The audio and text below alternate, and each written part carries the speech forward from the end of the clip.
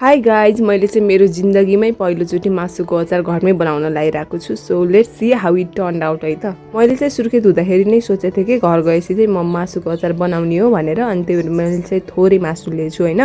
First time हो, कस्तो भन्छ भनेर। अनि मैले चाहिँ सबै यो रेसिपीहरू हेरेरै बनाएको, युट्युब टिकटकमा जति नि रेसिपीहरू छ है। फर्स्टमा चाहिँ मैले बोनलेस चिकन लिएको थिएँ अनि त्यसलाई चाहिँ नुन र बेसार लाएर आधा घन्टा जति म्यारिनेट गरेर छाडिदिएँ।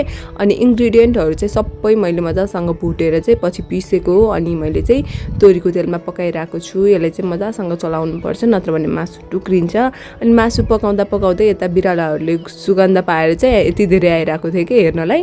अनि यिनीहरूलाई भगाएँ मैले। अनि मासुहरू यतिको राति भइसकेपछि मैले निकालेँ। हाम्रोमा चाहिँ धेरै अदुवा थिएन कि, त्यही भएर मैले चाहिँ धेरै भाग लसुन अनि अलिकति थोरै अदुवा लिएको छु। अनि यसलाई चाहिँ अलिकति मजासँग पकाउने होइन। मेरो चाहिँ अलिकति बढी चाहिँ फ्राई भएको थियो, बट केही छैन, पहिलोचोटि हो, सिक्दै जाने त हो होइन।